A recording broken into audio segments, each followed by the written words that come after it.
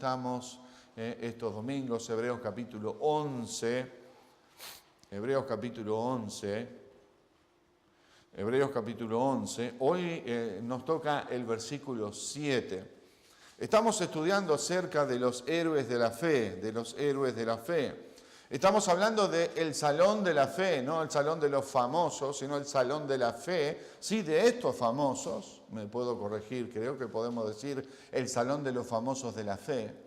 Estamos hablando de aquellos que marcaron en su tiempo, aquí en Hebreos 11, que es el capítulo de la fe de la Biblia por excelencia, y estamos estudiando acerca de la vida de estos hombres y mujeres que se entregaron por fe al Señor, y podrás notar a través de lo largo de estos estudios, de esta serie de mensajes, una frase que se repite: por la fe, fulano de tal, por la fe, por la fe, por la fe. Vimos por la fe Abel, vimos la semana pasada por la fe Enoc, y esta noche vamos a ver por la fe Noé, versículo 7 allí de Hebreos 11. Y les voy a invitar a ponernos de pie, por favor, para leer el versículo 7 de Hebreos 11. Lo vamos a leer todos juntos para compartir la lectura esta noche. Hebreos capítulo 11, versículo 7. Vamos a esperar que todos lo tengan. Hebreos 11, 7. Y los leemos todos juntos, ¿sí? Hebreos 11, versículo 7. Todos juntos, por favor. Por la fe, Noé, cuando fue advertido por Dios acerca de las cosas que aún no se veían, con temor preparó el arca en que su casa se salvase. Y por esa fe condenó al mundo y fue hecho heredero de la justicia que viene por la fe. Creo que coincidimos nosotros en esta noche en pensar en el mundo en que vivimos como un mundo realmente caótico. Si encontramos una similitud de un mundo que desapareció, la encontraremos en este mundo en que vivimos nosotros hoy. Estamos en tiempos donde la maldad está creciendo cada vez más, donde la depravación de los hombres aumenta cada vez más. Estamos viviendo un tiempo y un mundo donde no entendemos por qué la gente se quitan la vida, se suicidan, porque hay tantas mentes pervertidas que corrompen, por supuesto, la vida común y corriente de un ciudadano en estas latitudes. Un mundo caótico, un mundo en oscuridad, un mundo realmente oscuro el que vivimos. Pero cuando el mundo está en oscuridad, nosotros tenemos la luz de Cristo que puede resplandecer todavía y brillar mucho más. Esta noche, al contemplar la vida de un hombre que demostró su fe en su caminar diariamente con Dios, en un tiempo que le tocó vivir muy difícil. En un tiempo que ya en un momento más vamos a describirlo como nos describe las Escrituras. Y es interesantísima la comparación que hace la palabra de Dios con los tiempos de Noé, con los tiempos cerca de la venida de Cristo. Y es un interesante estudio poder hacer y comparar aquellos tiempos con nuestros tiempos. Yo creo que tú y yo vamos a llegar a una conclusión muy clara, que la venida de Cristo está muy cerca, porque nuestros tiempos se asimilan grandemente a los tiempos de Noé, donde la corrupción, y el pecado llegó a sus límites. Y encontramos en este pasaje de los héroes de la fe, de los famosos de la fe, a Noé, por la fe Noé. Pero Noé es conocido no solo por su vida, por su destacada participación, por supuesto, en aquellos tiempos, en su comunión con Dios y en su fe con Dios, pero Noé es destacado por algo extraordinario que Dios encargó a Noé a hacer. Y, ¿saben? En el año 2016, nosotros estábamos en Estados Unidos visitando nuestras iglesias, y tuvimos el privilegio como familia de ir a visitar este lugar en el estado de Kentucky. Está este lugar donde un hombre algunos le han sentido nombrar Ken Ham. Es un hombre que enseña en Estados Unidos, un pastor, un predicador, pero aparte su énfasis sobre el libro de Génesis y de los fundamentos bíblicos es notable. Bueno, él se le ocurrió hace unos años atrás que iba a hacer, con la ayuda del Señor y su ministerio, iba a hacer la réplica del Arca de Noé. La réplica del Arca de Noé. Y estas fotos que quiero compartir con ustedes como introducción de nuestro mensaje esta noche tienen que ver con las fotos que nosotros pudimos sacar como familia allí frente al Arca de Noé. Y cuando pensamos en el Arca de Noé y tratamos de pensar en sus dimensiones y todos, la mayoría de nosotros conocemos la historia del Arca de Noé, que allí Noé tuvo que introducir todos los animales de cada una de las especies y allí cuidar de ellos en ese arca para preservar la vida de los animales y también la vida de su familia, ¿no? Interesante el pasaje esta noche nos dice, por la fe, Noé, cuando fue advertido por Dios acerca de las cosas que aún no se veían, con temor preparó el arca en que su casa se salvase. 8 personas solamente se salvaron del diluvio y de la mano de Dios y del juicio de Dios a través del diluvio. Pero quería presentarles a través de esta presentación a ustedes esta noche, por la fe Noé, por la fe Noé. Y este hermano, allí en Estados Unidos, allí donde le estoy mostrando estas fotos, comenzó esta tarea que le llevó mucho tiempo. Es el lugar en el mundo, no hay otro lugar en el mundo que haya tanta madera, que haya una construcción tan grande que utilizó tanta madera como pasa para atrás, sin apuro. La otra, la primera, sí. Eso, no está bien. A veces no entendemos la dimensión, ¿no? Hablamos del arca, algunos de ustedes han visto el arca en dibujitos animados y han visto dibujos del arca, ¿verdad? Y muestran la cabecita de los animales a veces a través de una ventana o esto o lo otro. Y no entendemos de la dimensión que realmente tuvo el arca. Bueno, este hermano decidió seguir el plano de las medidas exactas como Dios le dejó a Noé. Y esas son las dimensiones exactas del arca que Dios le dijo a Noé que tenía que construir. Las dimensiones exactas, ¿no? Ustedes lo ven ahí, el largo del arca tenía, y la tiene esta también, 135 metros de largo. ¿Se imaginan? 135 metros de largo. Si lo comparamos con una cuadra, es más largo que una cuadra normal de 70-80 metros. 135 metros de largo. Su ancho, ¿no? Su ancho es de 22 metros y medio. Su ancho es de 22 metros y medio. Y su altura, lo ven de aquel lado, es de 13 metros y medio. 13 metros y medio de altura, ¿se imaginan? Yo no sé si sería casi tan alto como el edificio Pan de Azúcar, ¿no? Si tomamos la relación de que cada piso tiene más o menos un promedio entre 2,40 y 2,50 y acumulan allí para llegar a esta medida de 13 metros y medio. Para que ustedes se den cuenta de la dimensión del arca, ¿no? Estamos hablando de algo extraordinario, de algo maravilloso, de algo que Noé, sus hijos, si se cree que tal vez él tuvo que contratar a otros para que le ayudaran a construir esta arca con estas dimensiones.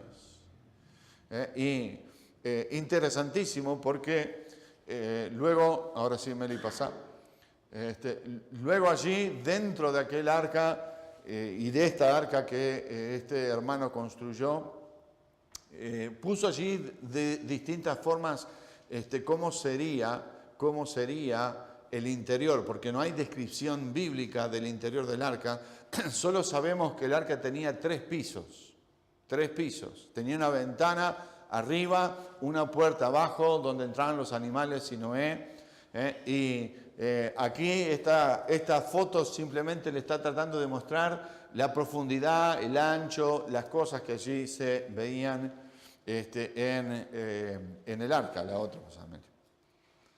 Y esta es otra foto. Obviamente que lo que aquí vemos, no estamos diciendo que el arca adentro era así, pero nos muestra realmente lo inmenso de este lugar y los 3 pisos. Ahí pueden ver, es una fotografía que muestra el piso de abajo, el segundo y el tercero.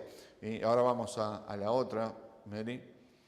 Esta fue una foto medio graciosa que sacamos porque esta es la puerta donde entraron, donde aquella arca entraron los animales. Y esa puerta, por supuesto, estaba abierta, entraron todos los animales, luego entró Noé y su familia, sus 3 hijos varones y con sus 3 esposas, y Noé y su esposa, 8 personas en total. Lo interesante que tenemos que recordar es que Dios no le pide a Noé que cierre la puerta del arca. Esa es obra y decisión meramente y exclusivamente de Dios. Lo digo porque no fue Noé quien dijo, bueno, muchachos, acá se les terminó el tiempo, yo cierro la puerta porque se viene el diluvio. No, sino que la Biblia dice, la Escritura dice en Génesis, que Dios fue el que cerró la puerta determinando que este era el último momento para quien quisiera subirse al arca, quisiera salvarse del juicio de Dios, lo hiciera. Y nadie más, solo su familia, fue que creyó. Y aquí muestra algunas cosas de cómo sería. Ellos han puesto estas figuras de ceras que representan a Noé y sus hijos trabajando. De este lado lo vemos a Noé, no sé si alcanzan a ver, está soltando una paloma, que fue aquella que le fue dando las pautas si las aguas habían descendido o no. Vamos a la otra, Meli, nomás. Y un poco de las jaulas, allí donde estarían los animales más pequeños, cómo hubieran preservado el agua potable para beber y los alimentos. Y una más, creo que hay, me parece. ¿No hay uno más? Fíjate, toca. No, pensé que había alguno más. Gracias, Meli, puedes apagarlo nomás. El arca de Noé, el arca de Noé. Qué historia tremenda. Y lo que significa para nuestras vidas. El arca de Noé es, en un sentido, es también un ejemplo, es una tipología de lo que Cristo es para nosotros. Aquella arca simbolizaba la salvación de un mundo perdido, la chance o la oportunidad de que el mundo se salvase. Todo aquel que creyera, todo aquel que escuchara la prédica de Noé y quisiera creer a Dios y lo que Dios había determinado, podía también subir. Esta no es el arca, la conocemos como el arca de Noé, y en definitiva fue él y su familia, pero era un arca que era construida para cualquiera que se pudiera creer, que quisiera creer y allí subirse al arca. La realidad fue obviamente otra. Pero estamos aquí en Hebreos 11 y vamos a hacer la referencia no solo en Hebreos, pero también vamos a ir a otros pasajes de la Escritura para hablar de este hombre. Y esto es como he titulado este mensaje: un hombre fiel en medio de un mundo caótico. Un hombre fiel en medio de un mundo caótico. Y hay 2 aspectos que vamos a ver del ejemplo de Noé. Hay 2 aspectos que quiero que veamos el ejemplo de Noé. Primero, vamos a hablar de una luz en medio de la oscuridad, una luz en medio de la oscuridad, y el desafío para nosotros de ser luces en medio de la oscuridad en que vivimos. Estoy hablando de este mundo. Y el segundo aspecto de la vida de Noé, según aquí en Hebreos 11:7, es que con Noé también nosotros podemos disfrutar de una herencia a la luz de la eternidad. De una herencia a la luz de la eternidad. Y vamos a hablar de eso más detenidamente, por supuesto, a medida que avanzamos en el mensaje. Un hombre fiel en medio de un mundo caótico. ¿Podrías, como dijimos al principio, estar de acuerdo conmigo que en el mundo en que vivimos es un mundo caótico? y miramos las noticias, miramos todo alrededor y las cosas cada vez empeoran. No debiéramos de sorprendernos en eso, porque la Escritura nos habla de un mundo que va empeorando cada vez más. Un mundo donde la perversidad y el pecado son los que reinan, donde el príncipe de las tinieblas y aquel que reina en este mundo es Satanás. Un mundo que va empeorando, un mundo que va oscureciéndose cada vez más. Y en medio de ese mundo, en medio de este mundo caótico y de oscuridad está la iglesia de Cristo. En medio de ese mundo vives tú y yo. En medio de ese mundo caótico y oscuro vivimos en esta vida y Cristo quiere hacer de nosotros lo que hizo con Noé en aquel tiempo. ¿Estás dispuesto a tomar el desafío esta noche de una vida ejemplar como la vida de Noé? Noé no era un hombre perfecto en el sentido que no tenía pecado. Noé no era un hombre que nosotros podíamos verlo como estos que están escritos aquí en este capítulo 11 de Hebreos, como un superhombre. Noé era un hombre común y corriente. Noé era un hombre como nosotros y tenía una familia como nosotros. Y Noé fue llamado a creer en Dios, a entregar su vida, a confiar en Dios, a serle fiel. Y este hombre fiel que vivía en aquel mundo caótico pudo ser una gran diferencia y pudo ser de luz. Y ese es el primer aspecto que vamos a mirar esta noche. Pudo ser de luz en la oscuridad en la cual él se encontraba. Noten allí en versículo 7, dice, por la fe Noé, cuando fue advertido por Dios acerca de las cosas que aún no se veían, con temor preparó el arca en que su casa se salvase. Por la fe Noé. Este Noé que contemplamos aquí, que nos desafía a nosotros a ser hombres y mujeres de luz en el medio de esta oscuridad en que vivimos. Notemos en primer lugar en este aspecto de la vida de Noé, notemos la advertencia que le da Dios. Porque al mirar la advertencia que Dios le da a Noé de las cosas que iban a suceder, nosotros también, en paralelo, por lo que las Escrituras también nos anuncian, por lo que las Escrituras también nos advierten a nosotros de las cosas que vendrán, podamos nosotros tomar esa advertencia de parte de Dios y poder nosotros tomar cartas en el asunto. Por la fe Noé dice, cuando fue advertido por Dios, cuando fue advertido por Dios. Quisiera que pasemos un momento, no marquen allí en sus Biblias Hebreos, marquen Hebreos 11, por favor, allí en sus Biblias, pero quisiera llevarles a Génesis capítulo 6. A Génesis capítulo 6. Ya volvemos a Hebreos 11, por favor márquenlo para que no lo pierdan, así rápidamente cuando necesitamos volver lo vamos a hacer. Pero quiero llevarles a Génesis capítulo 6, por favor. Génesis capítulo 6. Génesis capítulo 6. Porque en Génesis capítulo 6 encontramos acerca de esta advertencia de lo que Dios está percibiendo, de lo que Dios está viendo. Encontramos la advertencia de exactamente de la descripción de Dios acerca del mundo perdido, del mundo oscuro. Y nos dice allí en capítulo 6 que en versículo 1, que aconteció que cuando comenzaron los hombres a multiplicarse sobre la faz de la tierra y le nacieron hijas, allí continúa hablando. Noten conmigo versículo 3 en especial. Luego vamos a saltar a versículos 5 al 7. Dice versículo 3, y dijo Jehová, no contenderá mi espíritu con el hombre para siempre, porque ciertamente él es carne, mas serán sus días 120 años.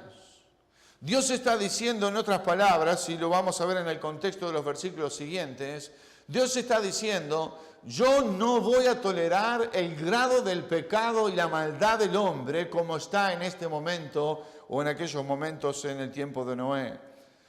Serán sus días 120 años.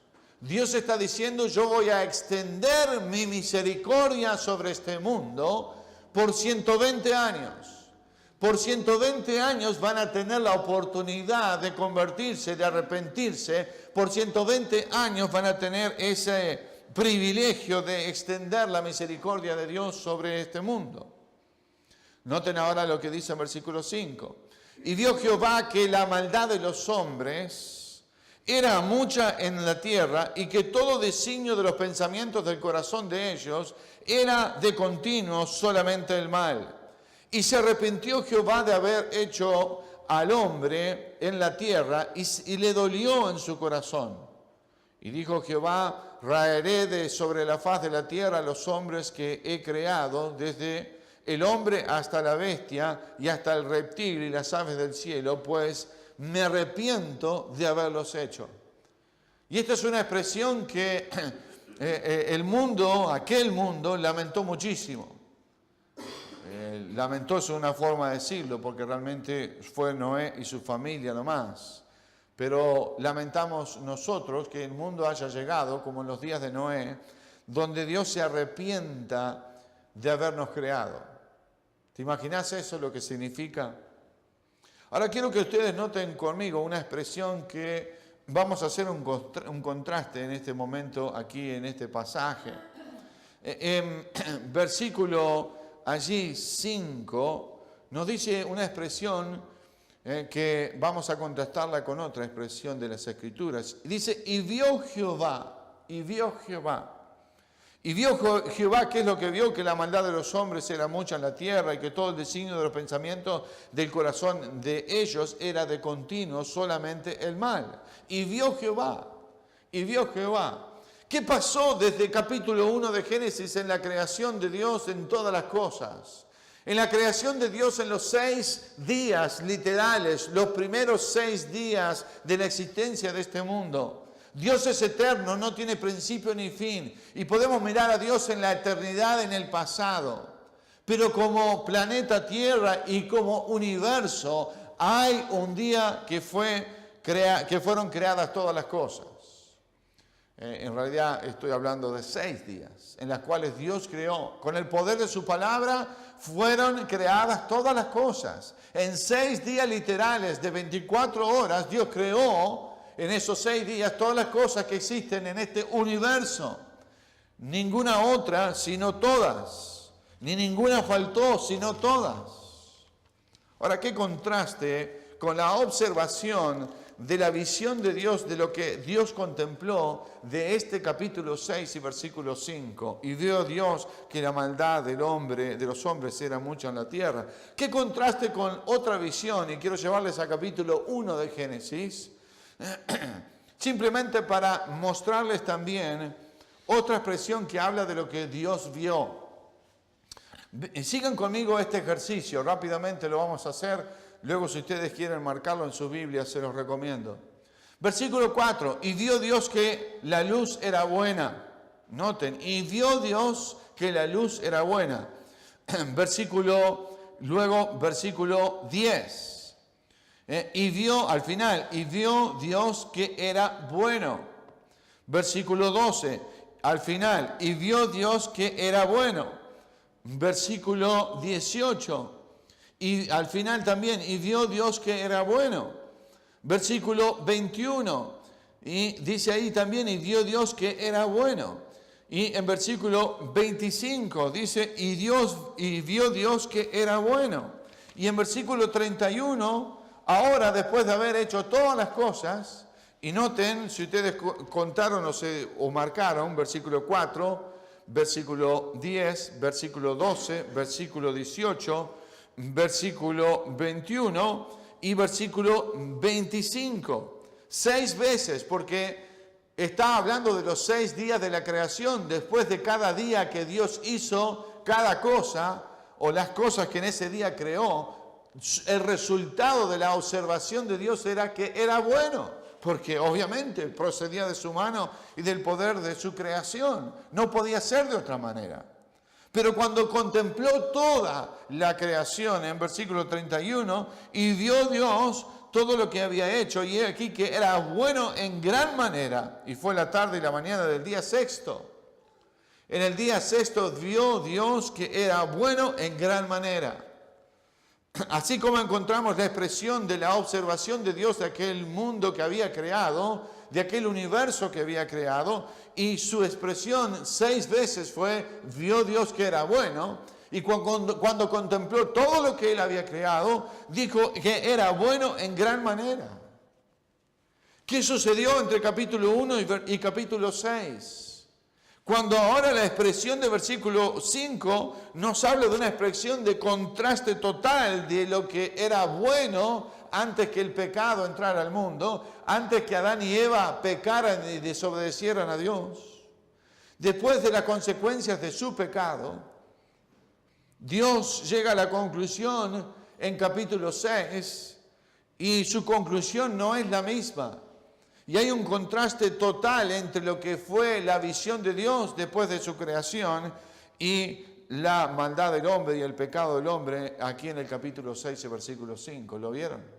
Y vio Dios y vio Jehová que la maldad de los hombres era mucha en la tierra y que todo el designio de los pensamientos del corazón de ellos era de continuo solamente el mal.